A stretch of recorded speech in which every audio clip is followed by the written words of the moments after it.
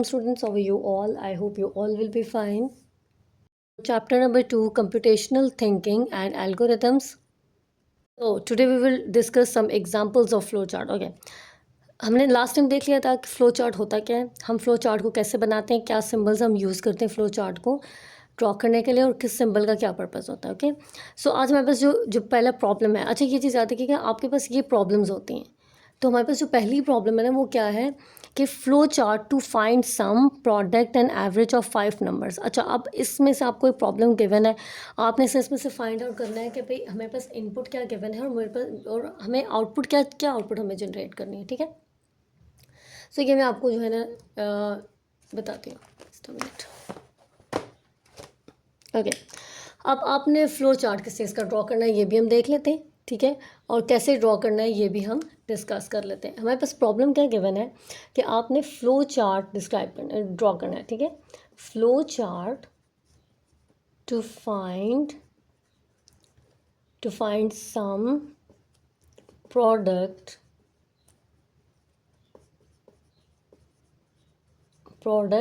and average of 5 numbers। अच्छा, अब यहाँ देखें हमने क्या चीज़ ड्रॉ करनी है, फ्लो चार्ट ड्रॉ करना है और हमने फाइंड आउट क्या करना है, हमने फाइंड करना है सम प्रोडक्ट एंड एवरेज। पहले इसको समझ ले फिर मैं आपको ड्रॉ करके बताती हूँ।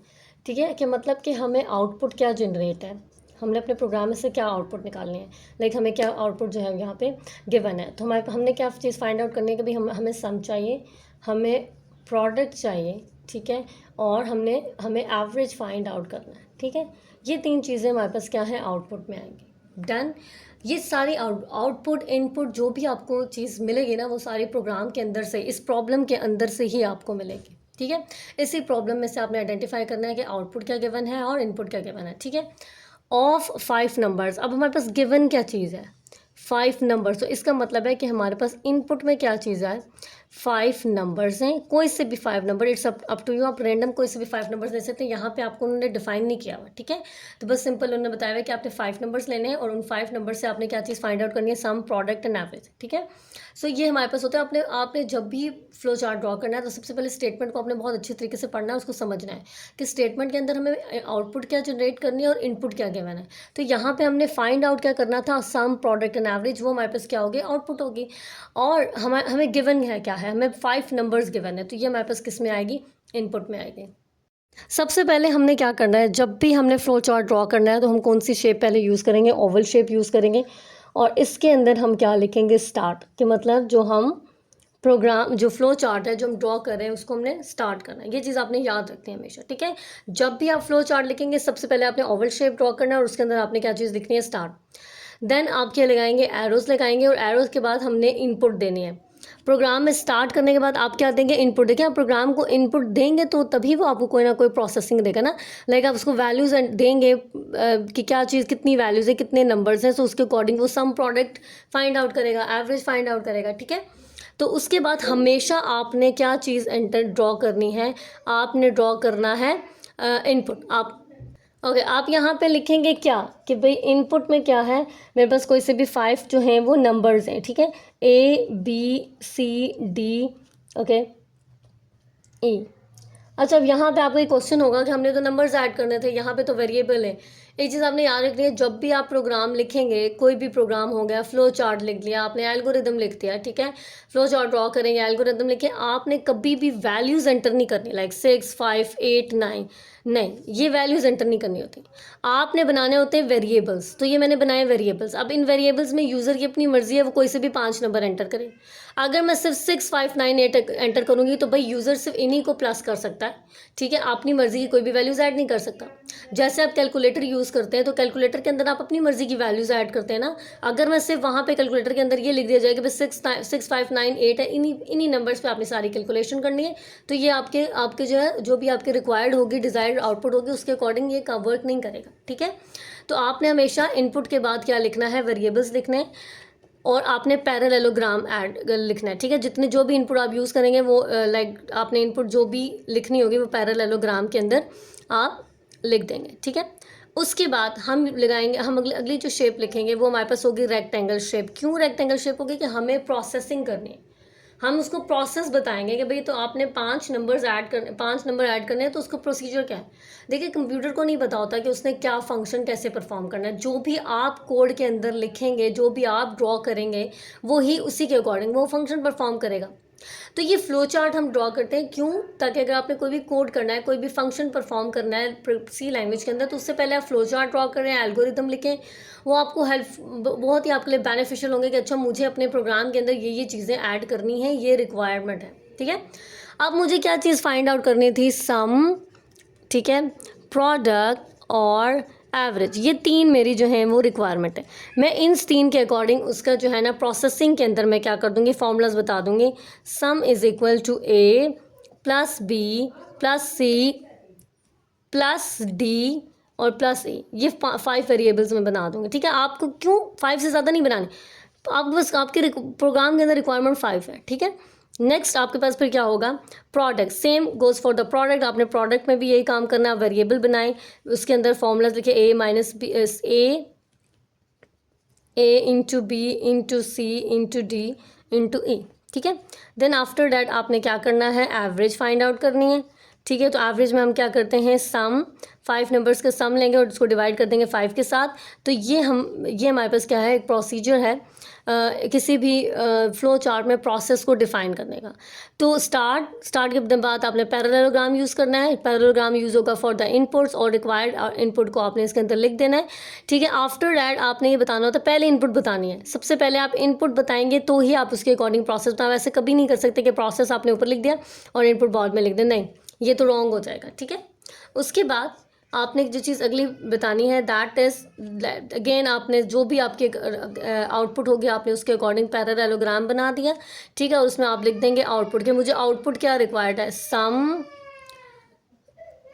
Product and average. अब मेरे बस यहाँ पे आउटपुट भी मैंने लिख दिया। मेरे यहाँ पे प्रोग्राम जो है, ये जो फ्लो चार्ट है, ये एंड हो चुका है। तो एट दी एंड आपने अगेन ओवल ड्रॉ करना है और इसके अंदर लिख देना है and.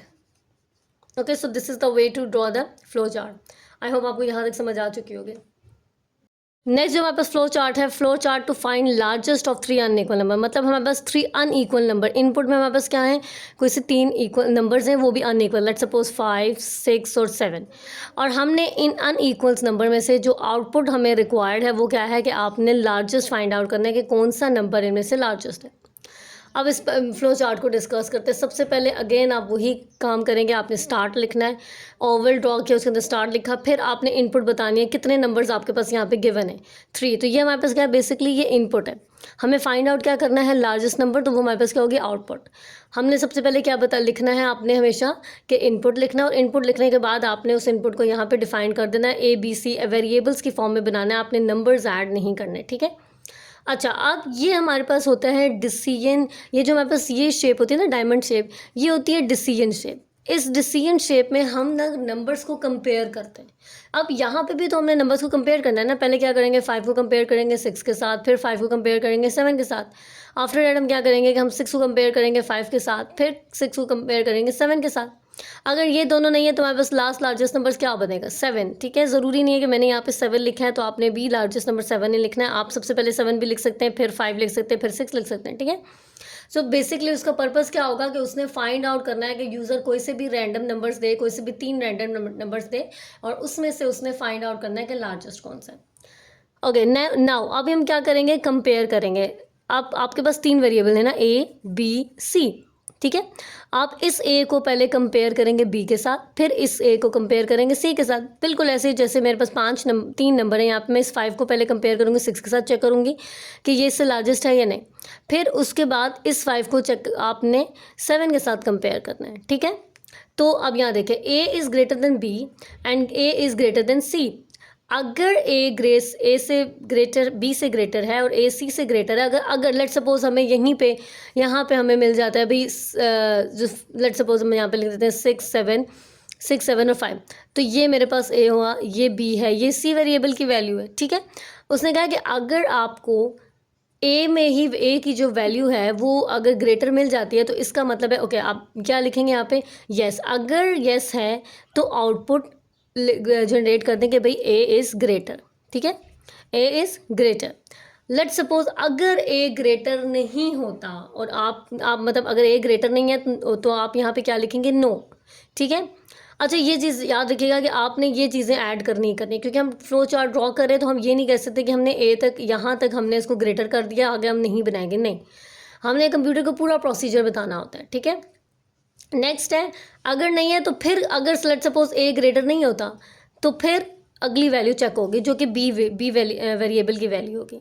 B is greater than A and B is greater than C. B जो है हमारे पास वो किससे ग्रेटर होगा, चेक होगा ए से, और फिर ये बी जो है वो कंपेयर होगा 7 के साथ भी। अगर नहीं होता, लेट्स सपोज अगर हो जाता है तो आउटपुट जनरेट कर दो कि output B, like B is the largest value. अगर नहीं होता है तो फिर आपने क्या करना है, लेट्स सपोज हमने देखिए हमने 5 भी कंपेयर कर लिया, 6 भी कंपेयर कर लिया, अगर ये दोनों हमें ग्रेटर नहीं मिलते तो लास्ट हमारे पास क्या है, सी।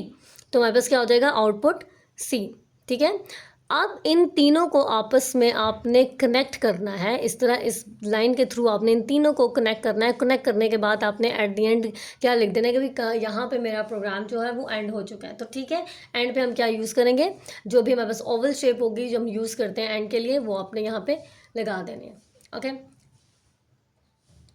अब हमारे पास जो थर्ड फ्लो चार्ट है, flow chart to find the area of triangle. अब यहाँ पे आउटपुट क्या है, मैंने क्या चीज़ फाइंड आउट करनी है, एरिया फाइंड आउट करना है। किसका एरिया फाइंड आउट करना है, ट्राइंगल का। When the lengths of height and base are given. और हमारे पास आउटपुट इनपुट में क्या चीज़ है, हमारे पास हाइट गिवन है और हमारे पास बेस गिवन है। ठीक है। अब इसके फ्लो चार्ट को डिस्कस करते हैं। अगेन आपने स्टार्ट लिखना है, ओवल शेप ड्रॉ करनी है और उसके अंदर स्टार्ट को लिखना है। देन आफ्टर दैट आपने इनपुट बताना है। आपने ये इनपुट लिखनी है कि आपके यूज़र को पता चले, लाइक पता चले, कोई भी अगर आपको कोई फ्लो चार्ट देखते हैं उसको पता चले कि ये क्या है। ठीक है। अगर आप ये इनपुट नहीं लिखते, बी एंड सी लिखते तो वो कन्फ्यूज़ हो जाएगा। ठीक है। तो ये इनपुट आपने लिखनी है कि हम लोग इनपुट दे रहे हैं और मेरे प्रोग्राम में इनपुट जो है वो बेस और हाइट गिवन है। ठीक है। मुझे फाइंड आउट क्या करना है, एरिया। अब जब एरिया फाइंड आउट करना है तो प्रोसेसिंग में ये जो हमारे पास रेक्टेंगल होता है इसमें हम क्या बताते हैं, प्रोसेसिंग करते हैं ना, इसमें हम करते हैं प्रोसेसिंग। ये बेसिकली प्रोसेसिंग जो है ना पार्ट होता है, और इसमें हम बताते हैं फॉर्मूला। तो आपने यहाँ पे एरिया जो भी है उसका फॉर्मूला आपने लिख देना है कि हमारे पास base into height divided by 2। ठीक है। देन आफ्टर डैट लिखने के बाद सिंपल और कोई काम नहीं करना, आपने एरिया बता दिया, एरिया का फॉर्मूला बता दिया, इनपुट्स बता दी। उसके बाद आपने फाइंड आउट करना है कि भाई मुझे आउटपुट क्या चीज़ गिवन है, मैंने क्या चीज़ फाइंड आउट करनी है, दैट इज़ एरिया। एरिया का मैंने वेरिएबल बना दिया। आप वेरिएबल्स बनाएंगे। वेरिएबल्स क्या होता है, लेट्स सपोज अगर मुझे एरिया वर्ड है, मैं इसका क्या बनाऊंगी, एक वेरिएबल बना दूंगी। ठीक है। तो मैं यहाँ पर मैंने ए लिख दिया। अब ये ए जो है ये बेसिकली यूज़ हो रहा है एरिया के लिए। अब मुझे और कोई काम नहीं करना, तो यहाँ पे जो है हमारे पास जो हमारा फ्लो चार्ट है वो एंड हो जाएगा। Now this is very important, software tools to flow chart designing. ठीक है। ये आपके जो है ना जो आप पीबीए पेपर देते हैं उसमें आपसे ये क्वेश्चन किया जा सकता है। ठीक है, कि हम फ्लो चार्ट अगर हमने डिज़ाइन करना है किसी सॉफ्टवेयर पे तो कौन सा सॉफ्टवेयर हम यूज़ करेंगे। For flow chart designing different software tools are available to design the flow charts. Some of the famous tools are Microsoft Visio and large software. ठीक है। तो आप ये इस लार्ज सॉफ्टवेयर को, विजियो सॉफ्टवेयर को यूज़ करते हुए आप फ्लो चार्ट ड्रॉ कर सकते हैं। तो पहले हम डिस्कस करते हैं कि माइक्रोसॉफ्ट विजियो में हम कैसे जो है वो ड्रॉ करेंगे। Microsoft Visio is a tool use for drawing various types of diagrams such as flow chart, building plans, data flow diagrams, network diagrams. ये डिफरेंट डायग्राम्स होती हैं। हमने जब भी कोई भी डायग्राम ड्रॉ करनी होती है वो हम उसके लिए हम कौन सा सॉफ्टवेयर यूज़ करते हैं, माइक्रोसॉफ्ट विजियो। ठीक है। नेक्स्ट हमारे पास क्या है, how to create flow chart in a Microsoft Visio. सबसे पहले आपने स्टार्ट विजियो माइक्रोसॉफ्ट विजियो का मतलब ये है कि आपने प्रोग्राम को रन करना है। क्लिक किया उस पर जाके तो आपके पास जो है ये विजियो जो है ये स्टार्ट हो जाएगा। Click on the category of the flow chart. यहाँ पे आपके पास जो है वो जो भी आपने कैटेगरी लिखनी है, लाइक आपने क्या चीज़ ड्रॉ करनी है, फ्लो चार्ट ड्रॉ करनी है, तो आपने उस कैटेगरी को, फ्लो चार्ट वाली कैटेगरी को आपने क्लिक करना है। Double click the basic flow chart. फिर आपने बेसिक फ्लो चार्ट पे यहाँ पे देखें बेसिक फ्लो चार्ट शेप्स हमारे पास गिवन है, आपने इसको क्लिक करना है। First for each step you wish to design in the process, drag a relevant flowchart symbol and place it to your drawing. Okay, place it on to your drawing. ये आपके पास क्या है, ये ड्राइंग एरिया जहाँ पे आपने flow chart को draw करना है। तो आपके पास जो भी रिक्वायरमेंट होगी, देखिए हम फ्लो चार्ट को ड्रॉ करने से पहले हम ड्रॉ करते हैं तो हम क्या लिखते हैं, सबसे पहले स्टार्ट लिखते हैं। ठीक है। तो आपकी जो भी according to your flow chart shape की रिक्वायरमेंट होगी, आपने उसको यहाँ से ड्रैग करके इधर ड्रॉप करना है, इस ड्राइंग एरिया में जाके आपने ड्रॉप कर देना है, ठीक है। After connect the flow chart shapes by holding the mouse pointer over the first symbol and then release it onto the other symbol you wish to connect. अगर आपने, अब मुझे इसको कनेक्ट करना है, मैं यहाँ से इसको क्लिक करूँगी और मैंने अगली जो शेप है, लेट्स मेरे पास अगली शेप पैरेललोग्राम है, क्योंकि मैंने इनपुट लिखनी है, तो मैं उस पर जाके यहाँ से आपने इसको क्या करना है, पॉइंट करना है, माउस पॉइंटर को आपने जो ना होल्ड रखना है और सेकंड वाले जो है इस पे, इस सिंबल पे जाके आपने इसको रिलीज़ कर देना ताकि ये दोनों आपस में क्या हो जाए, कनेक्ट होते हैं, ठीक है। उसके बाद आपने क्या करना है, to place text into the shape select it and type. Okay, अब मुझे इसके अंदर टेक्स्ट एंटर करना है, टेक्स्ट का एंटर करना है, मैंने लिखना है स्टार्ट, तो मैं इस शेप पे जाके क्लिक करूँ। जो नेक्स्ट हमारे सॉफ्टवेयर है वो लार्प है, ठीक है। LARP stands for logics of algorithms and resolution of program. is a programming language for rapid development of prototype। कोई भी प्रोटोटाइप बनानी है आपने किसी भी प्रोग्राम की, आप उसके लिए लार्प को यूज़ कर सकते हैं। However, unlike C++, Java and other programming languages, LARP uses semi natural syntax. इसके अंदर हम क्या लिखते हैं, सिंटैक्स लिखते हैं, तो थोड़ा सा इसके अंदर सिंटैक्स भी ऐड होता है। तो उससे क्या होता है इस सिंटैक्स के कि अगर कोई भी नॉन प्रोग्रामर जो है वो अगर इस सॉफ्टवेयर को यूज़ कर रहा है, इस लार्प सॉफ्टवेयर को यूज़ कर रहा है, तो सिंटैक्स गिवन है, वो सिंटैक्स उसको बता देगा भाई ये मतलब यहाँ पे वो क्या काम कर, जैसे अब यहाँ पे देखें, यहाँ पे एक सिंटैक्स उसको शो हो रहा है, ठीक है। LARP also allows algorithms to be expressed as flowcharts। आप flowchart, आप LARP में algorithms भी लिख सकते हैं, उन algorithms को आप in the form of flowchart भी है वो express कर सकते हैं, ओके। या आप यहाँ पे अगर algorithm लिखना है तो आप उसको in the form of flowchart express कर लें, ठीक है। A screenshot of the flowchart is designed in as shown in the figure, ठीक है। अब यहाँ पे देखिए आपको एक पिक्चर नज़र आ रही है, यहाँ पे अगेन वही स्टार्ट लिखा हुआ है, फिर उसके बाद वो आपसे पूछ रहा है कि आपने क्या चीज़ें इसके अंदर एंटर करनी है, तो ये कुछ सिंटेक्स भी उसने गिवन है ताकि यूज़र के लिए काफ़ी इजी हो जाता है, ठीक है। सो इसके अंदर जो भी चीज़ें स्टार्ट और एंड के दरमियान जो भी आपने चीज़ें ऐड करनी है आप ऐड कर सकते हैं, ओके। सो आई होप यहाँ तक आपको ये टॉपिक जो बहुत अच्छे से क्लियर हो चुका होगा। Thank you so much.